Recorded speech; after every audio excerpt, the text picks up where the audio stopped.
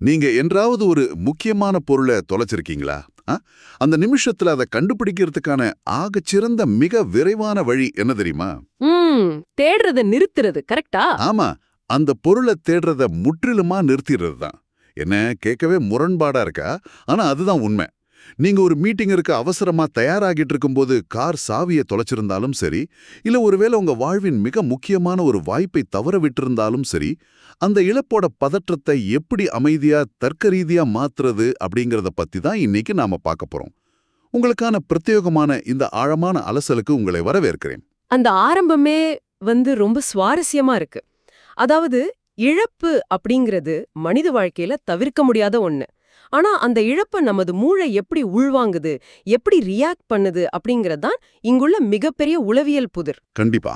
இன்னைக்கு நாம பேச போற விஷயம் மேம்போக்க பார்க்க ஒரு எளிய கதையா தோணலாம். ஆனா அது மனித மனதோட மிகப்பெரிய ரகசியங்களை உள்ளடக்கியது. உண்மைதான். இன்னைக்கு நமது ஆழமான அலசலுக்கு நாம எடுத்துக்கிட்ட ஆதாரம் ஸ்கைஃபயர் மற்றும் நிக் ஜார்ஜ் ஆகியோர் இணைந்து உருவாக்கிய the power of Henry's imagination அப்படிங்கிற ஒரு புத்தகம். இது பார்ப்பதற்கு சிறுவர்களுக்கான ஒரு படக்கதை புத்தகம் போலதான் இருக்கும். ஆமா, பார்க்க அப்படிதான் இருக்கும். ஆனா அந்த புத்தகத்தின் அட்டைய பார்த்த உடனே நான் ஒரு நிமிஷம் திகைச்சிட்டேன். ஏன்னா அதுல உலக புகழ்பெற்ற த சீக்ரெட் புத்தகத்தோட அந்த பிரபலமான சிவப்பு நிற அரக்கு முத்திரை, அதாவது அந்த ரெட் வாக் சீல் பதிக்கப்பட்டிருக்கு. சரி, இதை கொஞ்சம் விரிவா பார்ப்போம். என்ன சொல்றது, ஒரு குழந்தைகளுக்கான புத்தகத்துல த சீக்ரெட் முத்திரை ஏன் இருக்கணும்? அது ஒரு நல்ல கேள்வி. அதுவும் உலகத்தின் பிரம்மாண்டமான தத்துவங்களை பேசும் ஒரு முத்திரை ஒரு சிறுவனோட கற்பனை கதைக்குள்ள எதற்காக நுழைக்கப்பட்டுச்சு? இந்த கேள்விதான் பலரையும் இந்த புத்தகத்தின் பக்கம் ஈர்க்குது. அதாவது இது வெறுமனே ஒரு பையன் தன் பொம்மைய தொலைச்சிட்டு தேடுற கதை மட்டும் கிடையாது. வேற என்னவா இருக்கும்? ஒரு பொருளை இழக்கும்போது ஏற்படுற வலி, அதை எதிர்கொள்ள முடியாம மனித மனம் எப்படி தவிக்குது, முக்கியமா நமது மூளையோட லாஜிக்கல் திங்கிங் எப்படி முற்றிலுமா முடங்கி போகுது, எல்லாவற்றுக்கும் மேலாக கற்பனை திறன். கரெக்ட். மனித கற்பனை திறனோட அபாரமான சக்தி நமது நிஜ உலகத்தின் விளைவுகளை எப்படி மாற்றி அமைக்குது அப்படிங்கறத விளக்குற ஒரு ஆழமான உளவியல் வரைபடம் இது. வாவ், கேட்கவே ரொம்ப ஆர்வமா இருக்கு. சரி, முதல்ல இந்த கதையோட கதாநாயகன் ஹென்ரியையும் அவனோட நண்பன் ராஸ்பெரியும் பத்தி பார்த்துருவோம். இந்த ராஸ்பெரி அப்படிங்கிறது ஒரு அழகான வெள்ளி நிற முயல் பொம்மை. ஹென்ரிக்கும் அந்த ராஸ்பெரி பொம்மைக்கும் அப்படி ஒரு பிரிக்க முடியாத பந்தம் இருக்கு. ஆமா, அந்த பந்தம் ரொம்ப ஆழமானது. அந்த பொம்மையை பற்றி ஆசிரியர்கள் விவரிக்கும் விதம் ரொம்பவே கியூட். அதாவது அதுக்கு வெள்ளி நிறத்திலான தளர்வான காதுகள் உண்டு. மூக்கு பார்த்தா அச்சசலா ஒரு ராஸ்பெரி பழம் போலவே சிவப்பா இருக்கும். ஏன், சில நேரங்கள்ல அதுல இருந்து ராஸ்பெரி பழத்தோட வாசனை கூட வருவதா ஹென்றி நம்புறான்.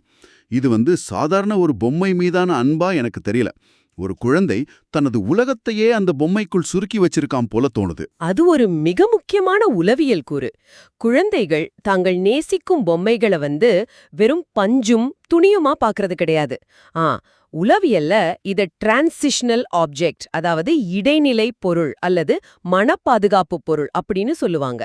ஓ, டிரான்சிஷனல் ஆப்ஜெக்ட் கேள்விப்பட்டிருக்கேன். ஆமா, ஒரு குழந்தை தனது தாயிடமிருந்தோ அல்லது பாதுகாப்பான சூழலிருந்தோ மெதுவா தன்னை தனிமைப்படுத்திக்க பழகும்போது அதற்கான தைரியத்தை இது போன்ற பொருட்கள் தான் கொடுக்குது. அந்த பொருளுக்கு ஒரு உயிர், குணம், வாசனை என எல்லாவற்றையும் குழந்தை தான் கற்பனையாலேயே உருவாக்கி தனது அடையாளத்தையே அதோடு இணைச்சுக்குது. இது எனக்கு புதிய தகவலா இருக்கு. அந்த பொம்மை அவனுக்கு எவ்வளவு முக்கியம் அப்படிங்கிறதுக்கு இந்த ஆதாரத்துல ஒரு சுவாரஸ்யமான விஷயம் குறிப்பிட்டிருக்காங்க. ஹென்ரிக்கும் அந்த ராஸ்பெரிக்கும் இடையான நட்பு எத்தனை பழமையானதுன்னு அவன் கணக்கிட்டு வச்சிருக்கான் தெரியுமா? எவ்வளவு நாளா இருக்கும்? சரியா 5 வருடங்கள், 3 மாதங்கள் மற்றும் 11 நாட்கள். ஹென்றி பிறந்த அன்றே அவனது தாத்தா அந்த பொம்மையை அவனுக்கு பரிசா கொடுத்திருக்கார். ஒரு குழந்தை தனது அன்பை எவ்வளவு துல்லியமா நாட்கணக்கில் அளந்து வச்சிருக்கு பாருங்க. அந்த துல்லியம்தான் அந்த பொருள் தொலைந்து போகும்போது ஏற்படுற அதிர்ச்சியோட ஆழத்தை நமக்கு உணர்த்துது. அதாவது அந்த பொருள் தொலைவது அப்படிங்கிறது வெறும் ஒரு விளையாட்டு பொருள் காணாமல் போறதில்ல. குழந்தைய பொறுத்தவரை அது தன்னுடைய ஒரு பாதியே காணாமல் போனதற்கு சமம். கண்டிப்பா அவங்க உலகமே இடிஞ்சு விழுந்தது போன்ற ஒரு பாதுகாப்பற்ற உணர்வுக்கு ஆளாகிடுவாங்க. கரெக்ட். ஆ. அந்த அதிர்ச்சி தான் ஹென்ரிக்கும் நடக்குது. ஒரு நாள் காலையில தனது காய்கறி தோட்டத்துல கேரட் தோண்டுவது எப்படின்னு ராஸ்பெரிக்கு சொல்லி கொடுக்க ஹென்றி முயல்றான். அப்போதான் அந்த பெரும் இழப்பு நடக்குது. ராஸ்பெரிய அவன் தொலைச்சிட்டு. நீங்க ஒரு நிமிஷம் உங்க வாழ்வியல நடந்தது யோசிச்சு பாருங்க. அந்த பதற்றம் பயங்கரமா இருக்கும். ஆமா, நீங்க விமான நிலையத்திற்கு கிளம்பி கொண்டிருக்கும் போது உங்க பாஸ்போர்ட்டையோ அல்லது ஆபீஸ்ல ஒரு முக்கியமான பிரசன்டேஷனுக்கு 5 நிமிஷம் முன்பு உங்க லேப்டாப் சார்ஜரையும் தொலைச்சிட்டா என்ன ஆகும்? வீட்டை முழுமையா தலைகீழா தேடுவோம் இல்லையா? நிச்சயமா. நிச்சயமா. ஹென்ரியும் அதுதான் செய்றான். தாத்தாவோட நாற்காலிக்கு அடியில, விளக்கின் மேல், என் தலையணை உரை குழைன்னு ஒரு இடத்தையும் அவன் விட்டு வைக்கல. அம்மாவும் அப்பாவும் சேர்ந்து தேடியும் பொம்மை கிடைக்கல. வீடு குப்பையானது தான் மிச்சம். நீங்க சொன்ன அந்த பாஸ்போர்ட் உதாரணம் மிகச் சரியானது. பதற்றத்துல வீட்டை தலைகீழா தேடும்போது நமது மூளை எப்படி செயல்படுது அப்படிங்கறத காக்னிட்டிவ் டனலிங், அதாவது அறிவாற்றல் குறுக்கம் என்ற உளவியல் வார்த்தையால விளக்கலாம். Cognitive tunnelling? ஆமா, இது ஒரு கேமராவோட லென்ஸோட ஒப்பிட்டு பாருங்க. நீங்க ஒரு குறிப்பிட்ட பொருளின் மீது அதீதமா ஜூம் பண்ணும்போது அதை சுற்றியுள்ள மற்ற எல்லா பின்னணிகளும் மங்கலாயிடும் இல்லையா? ஆமா, பிளர் ஆயிடும். மனித மூளையும் பதற்றத்துல இதத்தான் செய்து. காணாம போன அந்த பொருளின் மீது மட்டுமே நமது முழு கவனமும் குவியும் போது நமது பார்வை சுருங்கிடுது. எங்கே தேடினோம், எங்கே தேடல அப்படிங்கிற தர்க்க ரீதியான சிந்தனைய, அதாவது லாஜிக்கல் திங்கிங்க, மூளை முற்றிலுமா இழந்துடுது. ஓஹோ, அதனாலதான் வீடே குப்பையானாலும் அந்த பொம்மை அவன் கண்ணுக்கு தட்டுப்படல. நமது மூளை அந்த பதற்றத்துல உறைந்து போகுதுன்னு சொல்றீங்க. ஆமா, 100% சரி, இப்போ கதையின் மிக முக்கியமான அதே சமயம் விவாதத்திற்குரிய ஒரு கட்டத்திற்கு வருவோம். தேடி தேடி அழுது சோர்ந்து போன ஹென்றி கடைசியா தன் தாத்தாவிடம் வர்றான். அப்போ அந்த தாத்தா அவனுக்கு ஒரு ஆலோசனை சொல்றார். நீ எல்லா இடங்களிலும் தேடிவிட்டாய் என்றால் இனி செய்ய வேண்டியது ஒன்றுதான். ராஸ்பெரி உன்னுடன் திரும்ப வந்து விட்டதாக நீ கற்பனை செய்ய வேண்டும் அப்படின்னு சொல்றார். ஒரு மிகப்பெரிய ட்விஸ்ட் இது. இங்க நான் ஒரு வலுவான கேள்வியை முன்வைக்க விரும்புறேன். அழுது கொண்டிருக்கும் ஒரு சின்ன குழந்தையிடம் பொம்மை கிடைத்து விட்டதாக கற்பனை செய்து கொள் அப்படின்னு சொல்றது கொஞ்சம் குரூரமான செயல் இல்லையா? இது ஒரு விதமான கேஸ் லைட்டிங் போல எனக்கு தோணுது. புரியுது, நீங்க வர்ற இடம் புரியுது. உண்மையை எதிர்கொள்ள பழக்காம அவனுக்கு ஒரு தவறான நம்பிக்கையை, அதாவது ஃபால்ஸ் ஹோப் விதைப்பது எந்த விதத்துல சரி? உங்க சந்தேகம் முற்றிலும் நியாயமானது. மேலோட்டமா பார்க்கும்போது இது ஒரு தப்பித்தல் மனப்பான்மை போலவோ அல்லது ஒரு குழந்தையை ஏமாற்றுவது போலவோ தோணலாம். ஆனா இத நாம நரம்பியல், அதாவது நியூரோ சயின்ஸ் மற்றும் உளவியல் ரீதியா பகுப்பாய்வு செஞ்சா தாத்தா இங்க செய்யறது எவ்ளோ பெரிய மேஜிக் அப்படிங்கிறது புரியும். அப்படியா? அதுல என்ன மேஜிக் இருக்கு? அதாவது ஹென்றி தொடர்ந்து அழுதுகிட்டே இருந்தா அவனது மூளை ஒரு விதமான ஃபைட் ஆர் ஃப்ளைட், அதாவது சண்டை அல்லது தப்பித்தல் நிலையில சிக்கிக்கும். அப்போ உடலிலும் மனதிலும் கார்ட்டிசோல் போன்ற மன அழுத்த ஹார்மோன்கள் மட்டுமே அதிக அளவுல சுரக்கும். ஸ்ட்ரெஸ் அதிகமாகும். ஆமா, மூளை மேலும் மேலும் பதற்றம் அடையும். தாத்தா இங்க அவனுக்கு பொய் சொல்லல, மாறாக அவனது மனநிலைய அந்த மன அழுத்த சுழல்ல இருந்து வலுக்கட்டாயமா வெளியே எடுக்கிறார். எப்படி? ஒரு கற்பனையின் மூலம் அந்த மன அழுத்த சுழலை உடைக்க முடியுமா? நிச்சயமா முடியும். மனித மூளைக்கு ஒரு சுவாரஸ்யமான பலவீனம் இருக்கு. நாம நிஜத்துல ஒரு விஷயத்த அனுபவிப்பதற்கும் அதே விஷயத்த மிக ஆழமா கற்பனை செய்வதற்கும் மூளையின் பார்வையில பெரிய வித்தியாசம் கிடையாது. ஓ, மூளைக்கு ரெண்டும் ஒண்ணுதானா? கரெக்ட். இரண்டுக்குமே மூளையின் ஒரே பகுதிகள் தான் தூண்டப்படுது. ஹென்றி ராஸ்பெரி தன்னிடம் இருப்பதாக ஆழமா கற்பனை செய்ய தொடங்கும்போது அவனது மூளை அந்த நேர்மறையான உணர்வை நிஜமென்றே நம்பத் தொடங்குது. உடனே என்னாகும்னா மன அழுத்த ஹார்மோன்கள் குறைந்து எண்டோர்ஃபின் போன்ற மகிழ்ச்சி ஹார்மோன்கள் சுரக்க ஆரம்பிக்கும். வாவ், அப்ப அந்த ஃபீலிங் மாறிடுது. ஆமா, மூளை பதற்றம் என்ற நிலையிலிருந்து அமைதி என்ற நிலைக்கும் மடைமாற்றம் செய்யப்படுது. தியானம் மற்றும் விஷுவலைசேஷன் போன்ற பயிற்சிகள் மூலம் பெரியவர்கள் அடைய துடிக்கும் அந்த மன அமைதிய தாத்தா ஒரு சின்ன கற்பனை விளையாட்டு மூலம் ஹென்ரிக்கு கற்றுக் கொடுக்கிறார். அந்த விளக்கத்திற்கு பிறகுதான் தாத்தாவோட ஆலோசனையில் உள்ள ஆழம் எனக்கு புரியுது. என்ன சொல்றது, நாம கெட்ட கனவு கண்டு வியர்த்து விறுவிறுத்து எழுவோமே, அப்போ நமது மூளை அந்த கனவே நிஜமென்று நம்பியதால தானே உடல் அப்படி ரியாக்ட் செஞ்சது. ஆமா, எக்ஸாக்ட்லி. அதே தத்துவத்தை இங்கே நேர்மறையா பயன்படுத்துறார். மிக சரியா புரிஞ்சுக்கிட்டீங்க. சரி, தாத்தாவின் வழிகாட்டுதலின்படி ஹென்றி கற்பனை செய்ய தொடங்குறான். அந்த பகுதிகள் வெறும் கதையா இல்லாம ஒரு முழுமையான உளவியல் பயணமாவே இருக்கு. ஒவ்வொரு நேரத்திற்கும் அவனது கற்பனை எப்படி விரிவடையுதுன்னு பாருங்க. மதிய உணவு நேரத்துல அவனும் ராஸ்பெரியும் ஒரு பெரிய பனிமலையில் ஏறுவதா கற்பனை செய்யறான். ஒரு அட்வென்ச்சர். ஆமா, அங்கே ஒரு பெரிய புயல் வர்ற 2 பேரும் ஒரு குகைக்குள் தஞ்சமடைந்து பீன்ஸ் சமைத்து சாப்பிடுறாங்க. அடுத்து விளையாடும் நேரம். வீட்டின் வெளியே உள்ள துணிக்கொடிகளை வச்சுக்கிட்டு தங்களை பைரட்ஸா கற்பனை செஞ்சுக்கிறாங்க. முதலைகள் நிறைந்த கடல்ல, அரிய பொக்கிஷங்கள் நிறைந்த கப்பல்ல பயணம் செய்றாங்க. இந்த கற்பனைகள்ல ஒரு படிநிலை இருப்பதை நீங்க கவனிச்சிங்களா? என்ன படிநிலை? அதாவது முதல்ல பனிமலை, குகை என்று அவனது கற்பனை அவனுக்கு பாதுகாப்பை தேடும் ஒரு மனநிலையை காட்டுது. அதுக்கு பிறகுதான் கடற்கொள்ளையர்கள், பொக்கிஷங்கள் என்று அது ஒரு தைரியமான சாகசமா மாறுது. ஓ, உண்மையாவே சூப்பரான அப்சர்வேஷன் இது. ஆமா, இரவுணவு நேரத்துல அந்த சாகசம் இன்னும் பிரம்மாண்டமாகுது. 2 பேரும் விண்வெளி வீரர்களா மாறி ஒரு பறக்கும் சாஸ்பேன்ல ஏறி பிரபஞ்சத்தில் உள்ள நட்சத்திரங்களை எண்ணத் தொடங்குறாங்க. கற்பனை விரிவடைஞ்சுக்கிட்டே போகுது. கடைசியா உறங்கும் நேரம். இருண்ட காற்றில் ஒரு மர்மமான ஊதா நிற டிராகனை தேடிச் செல்லும் டிராகன் வேட்டைக்காரர்களா மாறி எந்த கவலையுமின்றி மெதுவா தூங்கி போறான். இத வாசிக்கும்போது எனக்கு தோன்றிய ஒரே விஷயம் என்ன தோணுச்சு? இது எந்தவிதமான கேட்ஜெட்டுகளோ தொழில்நுட்பமோ இல்லாத மனித மூளையோட தூய்மையான ஒரு விர்ச்சுவல் ரியாலிட்டி அனுபவம். ஒரு சிறுவன் தனது மூளையின் ப்ரீஃப்ரண்டல் கார்டெக்ஸை பயன்படுத்தி தன்னை சுற்றி ஒரு மாய உலகத்தையே உருவாக்கிடுறான். அது ஒரு மிகச்சிறந்த ஒப்பீடு. வர்ச்சுவல் ரியாலிட்டி அப்படிங்கிற வார்த்தை முற்றிலும் பொருந்தும். இங்க நாம கவனிக்க வேண்டிய மிக முக்கியமான அதே சமயம் ஆச்சரியமூட்டும் விஷயம் என்னன்னா, சொல்லுங்க. ஹென்றி இந்த கற்பனைகள்ல எவ்வளவு ஆழமா மூழ்கிடுறான்னா, நிஜ உலகில் ராஸ்பெரிய தொலைத்த துக்கத்தையவே அவன் முழுமையா மறந்துடுறான். எந்த குழந்தை காலையில வீடு அதிர அழுது புரண்டதோ அதே குழந்தை இப்போ விண்வெளியிலும் பனிமலையிலும் பயணம் செஞ்சு மன அமைதியோட உறங்கச் சென்று விட்டது. ஆமா, டோட்டலா மாறிட்டான். கற்பனை என்பது வெறும் பொழுதுபோக்கு அல்ல, அது மூளையை குணப்படுத்தும் ஒரு அதிநவீன கருவி. அப்படியென்றால் அவன் அந்த பொம்மையை தேடும் முயற்சியை முற்றிலுமாக கைவிட்டு விட்டான் என்று அர்த்தமா? ஆம், அதுதான் இங்குள்ள சூட்சுமம். உளவியல்ல இத லெட்டிங்கோ, அதாவது சரணடைதல் அல்லது விட்டு விழுதல் அப்படின்னு சொல்வாங்க. எப்போது ஹென்றி தன் பதற்றத்தை கைவிட்டு கற்பனையின் மூலம் மன அமைதியை அடைந்தானோ அப்போதே அவன் அந்த பொம்மை தனக்கு கிடைக்க வேண்டும் அப்படிங்கிற பிடிவாதத்தையும் அதற்கான மனரீதியான எதிர்ப்பையும் விட்டுவிட்டான். ரொம்ப ஆழமான கருத்து இது.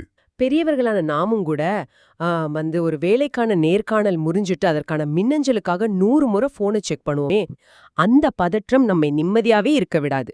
எப்போது நாம் அந்த பதற்றத்தை விட்டு அமைதியாகிறோமோ அப்போதான் அதற்கான தீர்வு நம்மை நோக்கி வரும். இங்குதான் இந்த ஆழமான அலசலின் மிக முக்கியமான திருப்பம் காத்திருக்கு. ஏன்னா ஹென்றி அமைதியா தூங்கியவுடன் கதை முடிந்து விடல. ஆமா, கிளைமேக்ஸ் இப்போதான் வருது. அன்று நள்ளிரவுல வீட்டின் கதவு தட்டப்படும் சத்தம் கேட்கிறது. தாத்தா சென்று கதவை திறக்கிறார். வெளியே தபால்காரர் மால்கம் நிற்கிறார். அவர் கையில என்ன இருக்கு தெரியுமா? அதே ராஸ்பெரி பொம்மை. கரெக்ட், காலையில் காணாமல் போன அதே ராஸ்பெரி பொம்மை. இது ஒரு அருமையான தருணம்.